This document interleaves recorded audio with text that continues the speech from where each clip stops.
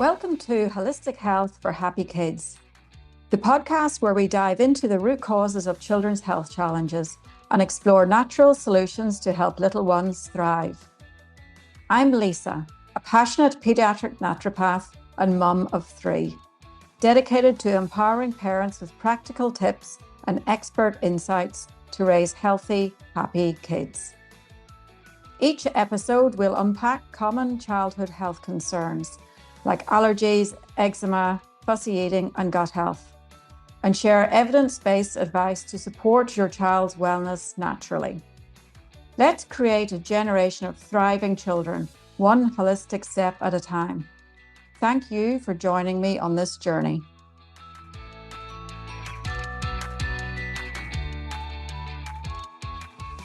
Welcome to this episode of Holistic Health for Happy Kids. And today we're going to be talking to Kimberley Taylor, one of the Senior Naturopaths here at the Paediatric Naturopath. So hello, Kimberley, and thank you for joining me today. Hi, thanks for having me. So Kimberley, can you tell me a little bit about your background? So, how you became a naturopath, what else happens in your life, and a little bit about your kids and your situation.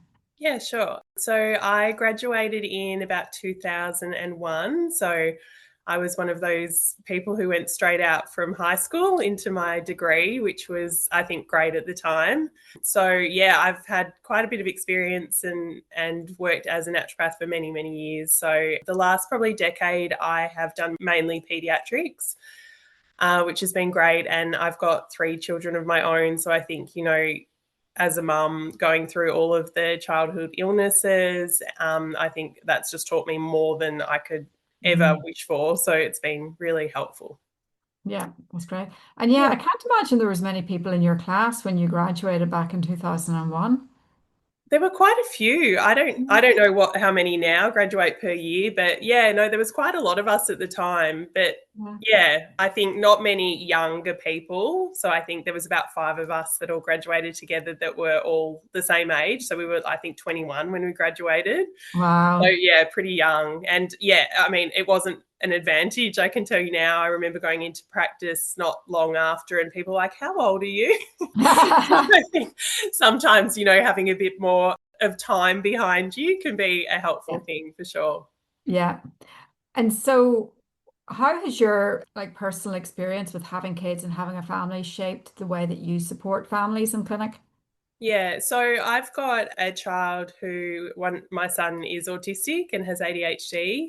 So I think that's, from my perspective, supporting parents who are going through similar things that perhaps we've been through. I think it's providing it from a place where I really have that understanding. Yeah. And I think one of the things I really look at now that, perhaps when I graduated, I wouldn't have really had the understanding is that yes, we can recommend all the dietary advice, we can recommend all the great supplements, but it doesn't work for some families. We really have to meet the child where they're at, where the family's at. If they can't put things in place, there's no point us suggesting those things. So it really has to be such a tailored approach. We really have to really know so much about that family, know about the child, know what they can tolerate, what they can't tolerate. So I think, there's a lot of digging that goes along, really finding out what those families need and what they want as well. Mm. Absolutely. And I think a lot of people are nervous to go to see a naturopath or a nutritionist because they think that there's going to be this expectation that things are just going to change overnight. And, we know that that doesn't happen. Sometimes when kids come to me and they're really fussy eaters and they might just eat like 4 foods and one of them is sour cream and onion Pringles. The first thing I do is get them to buy all the different flavors of Pringles and buy all the different flavors of Yeah, Pringles. So it's not something that people would expect a naturopath to recommend, but it's no, step one of, 1,000 steps. yeah, absolutely. And you mentioned ADHD. So tell me, what do you wish that people understood about ADHD that maybe it's a bit of a misconception? Yeah, I think just that it's different for every family. And I think, some children, I guess the phrase I use is it's never a problem until it's a problem. So, and I feel like this about a lot of health issues as well with children. If you're breastfeeding 6 times overnight and you're happy with that and your child's happy with that, it's actually not a problem. But when you get to the point where the household isn't functioning very well, everyone's upset, it's a bit of a circus. I think that's when we kind of can come in and make some of those changes that can just make it a better place for everyone. Yeah, that is so true. And so tell me, what does a naturopathic approach to ADHD look like? Yeah, so I think we're really lucky in the way that what we can actually give people is time. And I think, what I hear a lot is that they will go to a GP and they're given, their 10 minutes and don't really come out with a lot of solutions. And obviously that's generalized information. Mm. Some GPs are fantastic, but I find as a naturopath, we've got 45 minutes to an hour to spend with these families just in an initial consultation. So I think we get to know the ins and outs, we get to know what their schedule looks like. And we provide them that time to listen and to really hear what their situation looks like. And one of the things I'm always asking is, what do you need? What's staring you in the face? What's the hardest thing in your day? And how can we make that better? So Yeah. sometimes it's not even just supplements and nutrition. Sometimes we're really looking at the functioning of the day-to-day things that they're finding difficult. Yeah, and what their goals are, I guess, Yeah, as well. yeah, that's right. Exactly. We can't assume that, they want what we think they need. Yeah, Sometimes it's just little things like I want my child to go to bed an hour earlier. yeah. How do we do that? So, yeah. Yeah, I went to see my physio recently because I've hurt myself. And one of the first things he said to me, "What are your goals?" Mm, And I was like, "Oh, I don't know if I've ever been to see a health professional." And that's been the first question, like, "What are your goals?" And then the yeah. next time I went back to him, my goals had changed from the first time. So again, it is a great question to Yeah, ask. it really is. And so as a naturopath, obviously you love herbs. We all do. What are Yes. some of your favorite herbs when it comes to ADHD? Yeah, so I'm looking at herbs that are anti-inflammatory potentially. So what we look at with ADHD is reducing oxidative stress or improving oxidative stress. So that's the body's ability to carry damaged cells away from the body, which in studies it's been shown in ADHD and autistic children may have the inability to carry some of these damaged cells away from the body. So some of the herbs that we use will help with those processes. So saffron is a herb that I use quite a lot and has gained a lot of traction in the media. There was a study 2022 that showed similar results to Ritalin with the use. So I think that's probably why it's been popular. But it's a great herb, excellent neuro-inflammatory herb, which is great. Turmeric is another one, which I think everyone's probably heard of before, but I find it really effective as well. And once again, we're working in those same pathways of reducing that neuroinflammation, which can be really, really helpful. I think focus and concentration is a really big aim for some people. So bacopa is a herb that I really like. So brahmi, other people might know it as. So yeah, that's something I'll use sometimes as well. And I guess, using herbs can be a little bit tricky sometimes because of taste, but more often than not, we'll find a way to get them in with Yeah. most children. Yeah. And then, Yeah. I just sorry. had a consultation with a client whose 5-year-old had come see me with really bad rage. Like rage was their main symptom. So Yeah. he's on a lot of supplements, but one of them is a herbal blend with saffron in it. And I'm always a bit nervous because I find the taste of it quite unusual. It's not necessarily bitter or bad, but it's just very unusual. And I said, "How's he liking those herbs?" And she said, "Loves them, takes them, Yeah. no trouble." And Yeah. so, this is a child that was raging basically constantly, like every couple of hours, raging. And you would think that sort of child is not going to take liquid herbs. Like if you just thought about it, like they're just going to be too dysregulated, but Yeah. takes them and he loves them. Yeah. Yeah. Any other herbs? I love all of those ones you mentioned. Any other ones that you really like? Yeah, I really like skullcap is a really Mm. lovely herb as well. So when we more look at these kind of calming herbs, sedative type of herbs, skullcap is really lovely. Passion flower is a really lovely herb as well, and I like vervain as well. So maybe one that isn't used as often, but I look at vervain helping with sleep issues as well. And the way that I look at it is that if we wake up in the morning and we've got a tussled bed or a bed that looks like it's had a lot of movement during the night, that indicates to me that we put some of that in there for that herb Mm. mix as well. And oxidative stress is probably a term that a lot of people listening haven't heard of, but Mm. actually, when you dive into PubMed and actually look at the literature, there is so much out there about oxidative stress and its damage, Yeah. but it's just not something that's generally talked about with doctors and in the medical community. Yeah. And Yeah. I know, so my child has congenital heart disease. So if you look into congenital heart disease, there's a huge link to things like ADHD. And there's Mm. also a huge link to having a lot of oxidative stress. So, with my daughter, then I give her lots of herbs to counteract that. But ones that are Yeah. also specifically good for your heart, like Dan Shen and Hawthorn.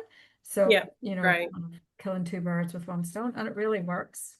Yeah, yeah, and there's a lot of herbs that do work on that oxidative stress as well. So obviously, I have mentioned some of them, but yeah, there's lots more that are involved as well. Yeah, depending on what the other parts Yep. of the child's profile is. Yeah, exactly. So with ADHD, there's inattentive, there's hyperactive, and then we have some, impulsivity issues, some anxiety issues. Do you give different herbs depending on what the different situations are? Yeah, yep. So going back to those aims as well and the goals for the family. But yeah, it's depending on what we're trying to work on. And I think sometimes what we're working on is improving dopamine. Mm, That's obviously a really big one, and something that probably, most people have read up on, because I think it's really key. We look at dopamine for helping with impulse control, with motivation. So I think, there are some herbs that will increase dopamine as well. So I think that's kind of where I would be, focusing those herbs on. And then I think, if we're looking more at an anxiety picture, then that's when we're looking at those more sedative type of herbs as well. Yeah, and yeah, really regulating that HPA axis, or our stress response. yeah. So that's herbs. And what about nutrients? What are your favorite nutrients for ADHD? DHA, I love. So that's a component of omega-3 fish oil usually. So yes, I use that almost every time. And I think, talking to parents about that neuroinflammation and really putting that fire out in the brain that we can see sometimes. So that's probably one of my biggest go-tos. The other thing I look at is methyl B vitamins, so methylated folate. I'll use that depending on what the situation is as well. If we've done blood testing and obviously we can see that the B vitamins are deficient as well, I'll be using those. Vitamin D is another nutrient that I use a lot. That's obviously really important. Brain function, immune function. And I find that lots of kids with ADHD are vitamin D deficient as well when I'm doing testing. Zinc is another one as well. So zinc is important for many different things in the body: neurotransmitter function, immune function, gut function. So yeah, often my prescription will include zinc as well.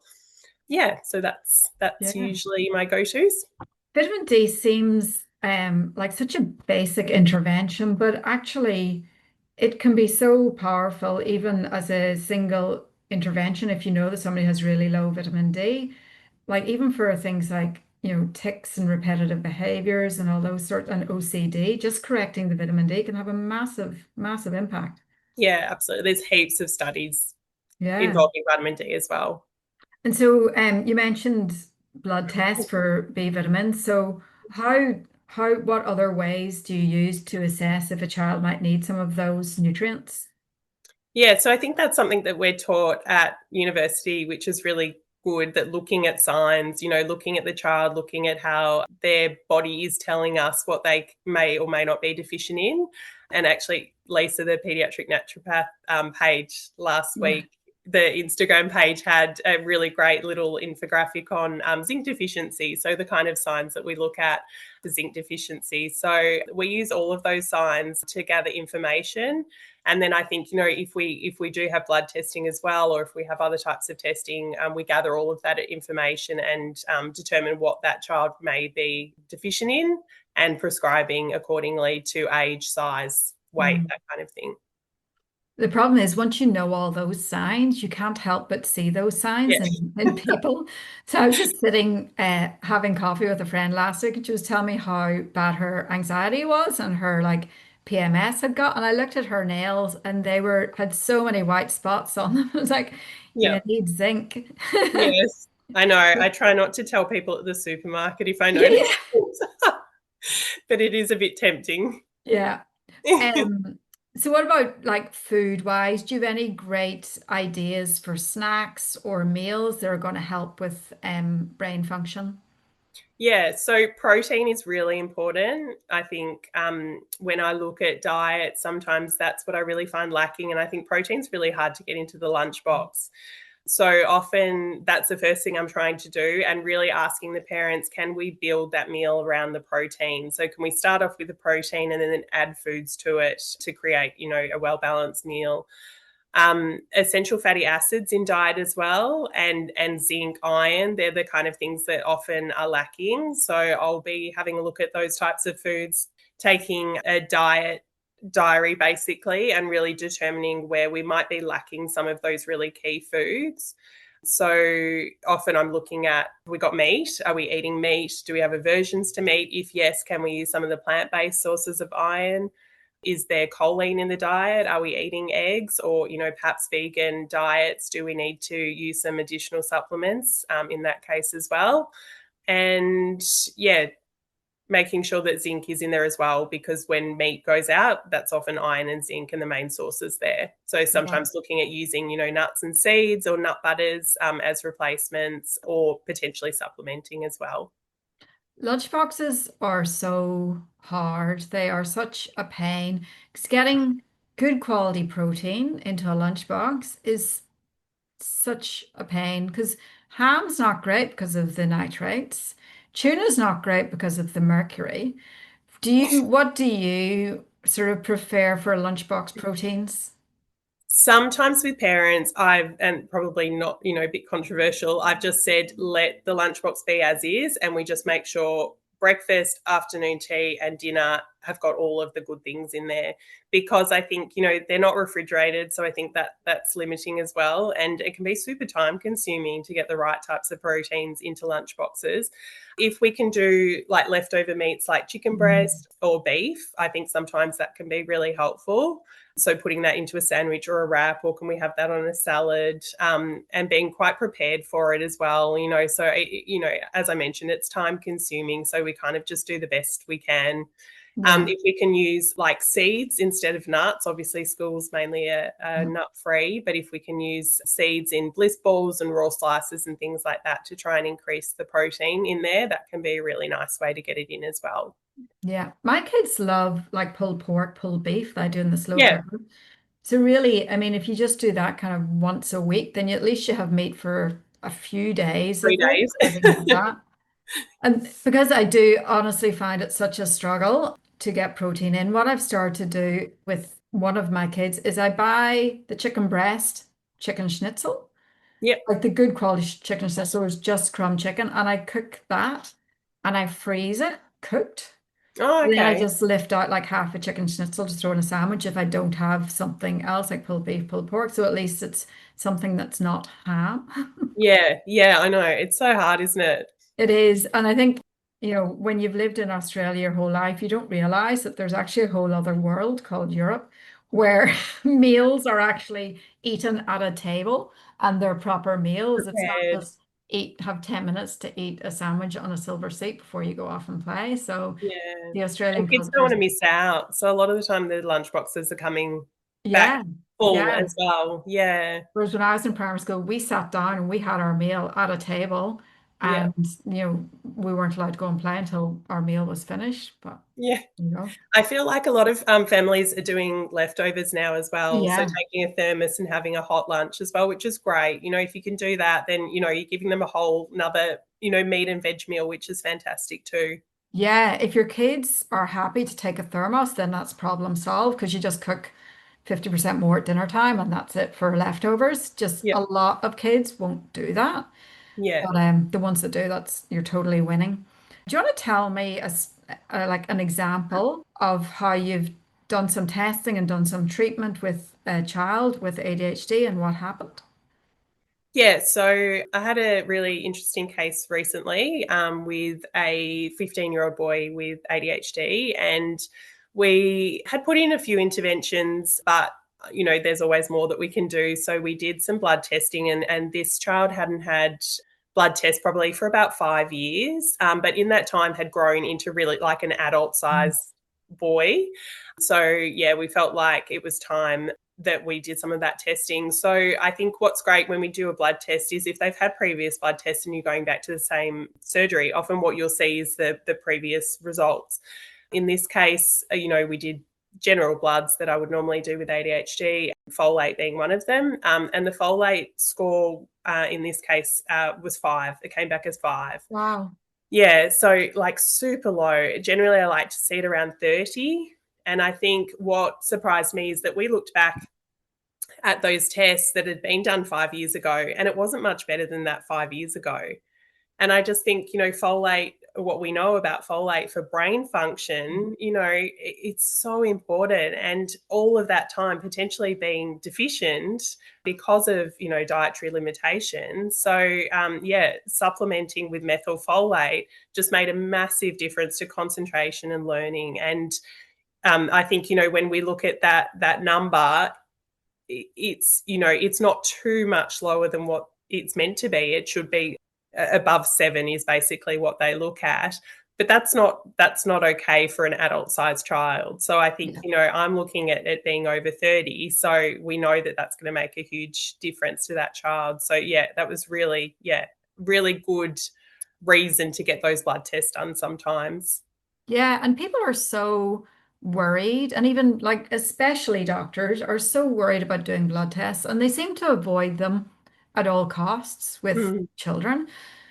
But of course, you're much better to do a blood test and find out you've got a vitamin D deficiency or a vitamin B deficiency than just take Ritalin for the rest of your life.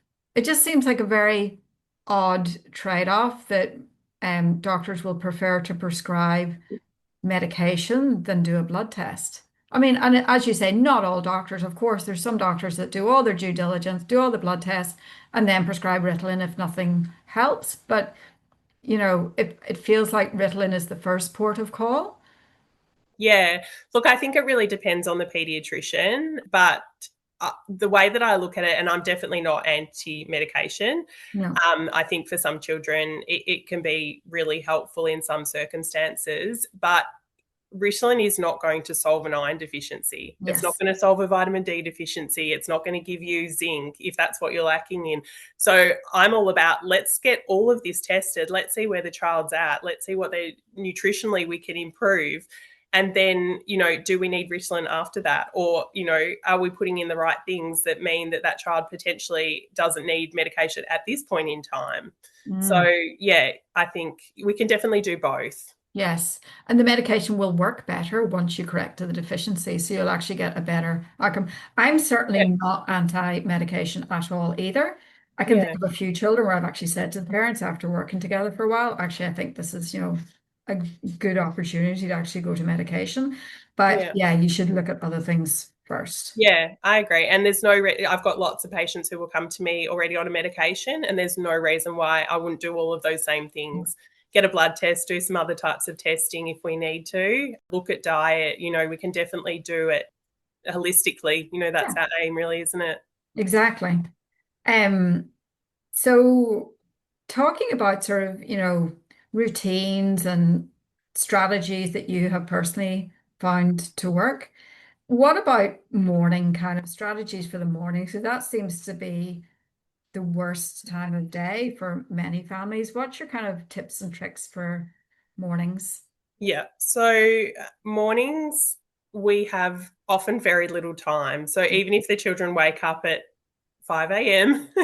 I think sometimes it always seems to be a bit of a rush in the mornings. And I know for my family, it can be really similar. So I think it is about being prepared, and it is about kind of getting a few things as routine, which I think can be really helpful. So, when my kids were little, we had the charts, like little visual charts on the fridge. So to give them a bit of independence, I would get them to, go and tick once they had done something. And then they could go and play after that. So I think, for younger kids, that can be really helpful. So it puts a bit of it back in their hands that they can, see the little picture, they know what they have to do next, tick that, go and do the next thing. Older kids, I think, even when we've got teenagers, if we've got the time, can we get the clothes ready the night before? Can we have lunch boxes packed the night before? yes, we want them to be independent, but I think if we've got a child who's got ADHD and is really struggling with executive functioning, which is knowing what's first, what's second, what's next, there's no reason why we can't help them even as teenagers. And I think, sometimes we think that they become a teenager and need less of us, but I think they actually need the same amount of us at that age. 100%. I think it's a critical time to help your child with those things. Yeah. Um, I like my daughter's just finished high school. I made her lunch every day right up until she Yeah. finished. So I'm I cutting do up too. and just making the lunchbox. I'm making the other kids. I'm making her. And I thought, well, probably not many other year 12 girls are getting their lunch made from them, but I'm her mum, and like that's my job, I think, to make her lunch. Because people want their child to be independent and make their lunchbox when they're 12, but it forces the child to pack, an LCM and a package of chips and something else. Like it's not, your child doesn't need to prepare their own food when they're 12. It's not their Yeah, if job. you've got the time, absolutely. I think, if you can do it and you've got the time, and like, as I said, if it's not a problem, it's not a problem. So, Yes.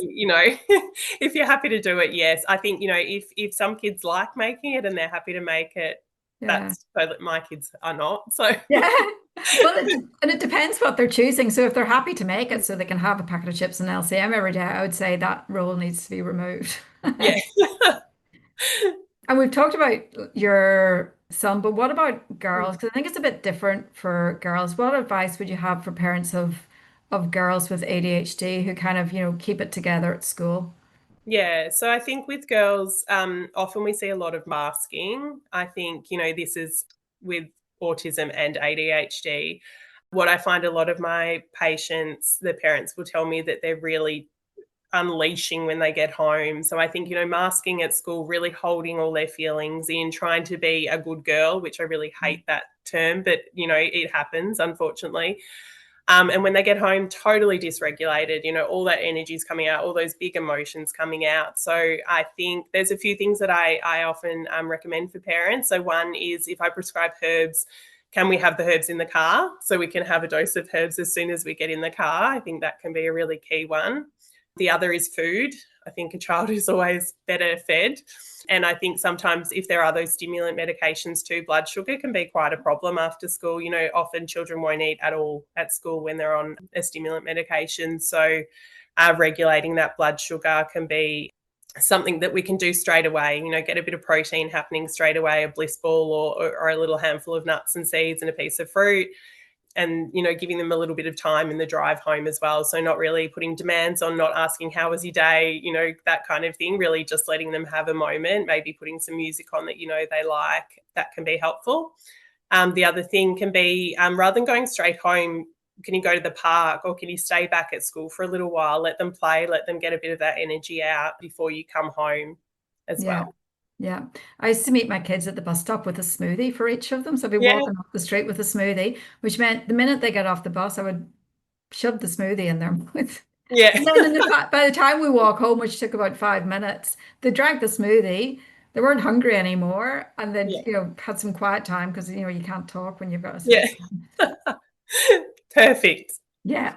And what about teachers? What are some practical ways that teachers can support children with ADHD in school? Yeah. So I went to a conference recently with Dr. Billy Garvey. I'm not sure if you've heard of him. He's a pediatrician. It was really interesting to listen to. He's got a podcast and, yeah, really knowledgeable. He was talking about, and really interesting enough, there was hundreds of people there. They actually had to move the location because so many people came. Wow. So most of them were teachers. There were parents and teachers. And I just thought, already there was all these teachers there showing that they, wanted to learn more, wanted to support these kids. So what he said is, like, he basically said, look who's here. Like, you're all teachers, you want to help, you want the information. And I think that's unfortunately what's happening is there's not support, there's not funding, we don't have enough teachers and aides in the classroom, and I think it's a real challenge for teachers. So he was really good. He said there was a couple of things that he really recommends, and I really actually agreed with these. So one was that he said is to be available at school, be available to help out, join their parents groups, get everyone to know you and make make people aware of you, that you're there to support the child, your own child, obviously. And the other thing that he said is that it was really important to have at least two people at either the school or in their childhood that really championed them. And I think that was such a key one. And I think, with my son, it's been those people that make primary and high school so much better. So, if you see those people who are really trying to connect with your child, and, those teachers, let them know about it. Like, oh gosh, thank you so much for XYZ, because, that just helps so much. Or give them some tips like, sometimes when this happens, this is what I do. So I think, sometimes they just want that help as well. And another thing I do recommend for children, for their parents, you can actually get these from the internet, and you download sheets which tell the teacher a little bit about your child. So when they're starting, especially when they're starting year 7, and they might go from having one teacher to having 6 or 7 different teachers, it's just a little bit of information about your child, what works, what doesn't work, what not to do. And just so they've got a little bit of a heads up that if they get into a situation where the child's potentially dysregulated, or you can tell they're just not having a great day, these are some tips that work for me at home. Can we put some of those in place at school? Yeah. I think having like movement built in to Yeah. that day as well. I think Yeah. one of the big problems with education is that 5-year-olds or 10-year-olds, whatever, is expected to sit at a desk and, sit down and learn like that. But that's just not how it's meant to be. Children need to move. And I think teachers that recognize that and build the movement into their day just get such better results with all children, but Yeah. especially ones with ADHD. Yeah, absolutely. And I think, look, there's things like wobble chairs and there's fiddle Yeah. things, but they don't always work. And I think especially when you get to high school, kids don't want to use those. They don't want to, they don't want to have people ask them why they're using them. So I think, yeah, having those breaks, and I think especially for a child with ADHD, there really should be, to some extent, unlimited breaks. If you need to get up and go for a walk, if you need to get on the skipping rope for a couple of minutes, if you need to just take a quick lap, I think that's making a reasonable adjustment, that really Yeah. there's no reason why that shouldn't be able to happen. Humans are meant to move. Like that's why we all are moving towards having walking desks and stuff, because it's really bad to sit all day, and kids intuitively know that. They're hardwired to move, and we try to stop that, which is kind of Yeah. weird. And it signals areas of the brain that allow them to learn Yeah. through that movement as well. So yeah, it is counterintuitive to sit all day for sure. Yeah. For parents who've been listening to this and feel like they have tried like everything that we've talked about, the routines, the herbs, working with the teachers, what sort of words of encouragement would you have for them? I would say don't give up. I think sometimes it's just that you haven't found your team yet. So I think, there are certain times, I know with my family, there's certain times which it's just felt like an absolute roller coaster. Like sometimes things are just so dysregulated, and no one's particularly happy, and it feels like nothing's working. And then all of a sudden you'll meet that person, you'll meet that friend who's got a child in a similar position, or you'll meet that OT that just knows everything and answers all the right questions and puts all the right things into place, or you meet that naturopath who, has all the information that you need. And I think it's just about, if you might not have found your people yet. So just keep going and keep looking, keep asking people, be open to talking about it, because I think it's through talking about it that people will say, oh gosh, when my son did that, this is what we did and it worked really well. And I think, that it's never just one thing, there's never just one supplement or one thing that helps. It's just all of those little things that can get you to a really good place. 100%. I think I know personally with some of my kids' issues, I've always just looked for the magic bullet when they were younger. Like, yeah, what's the supplement that they need? What's going to fix all this? But it's never that simple. It is absolutely everything, like the whole picture. Yeah. Is there anything else about ADHD and naturopathy that we haven't talked about that you would like to share? Whilst you're thinking of that, Yeah. I will add something, and that we see a lot of children with various different diagnoses, and a lot of them are covered by NDIS. So you can't use NDIS to see a naturopath, but you can use it to see a nutritionist, and we have nutritionists on the team, so they see a lot of children who have NDIS funding.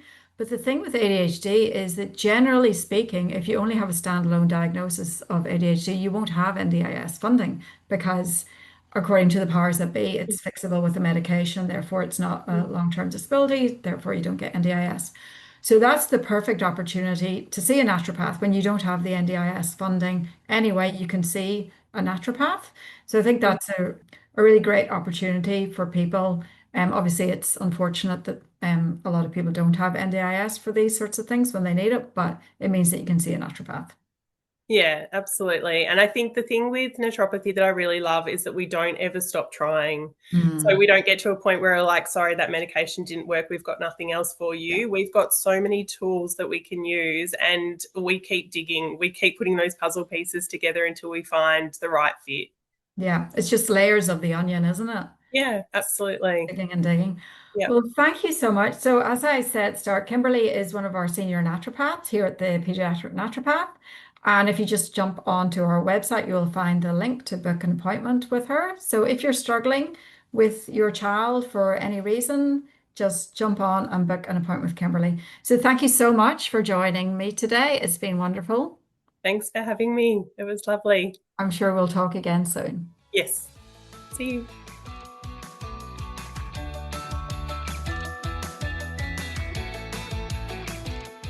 Thanks for tuning in to Holistic Health for Happy Kids.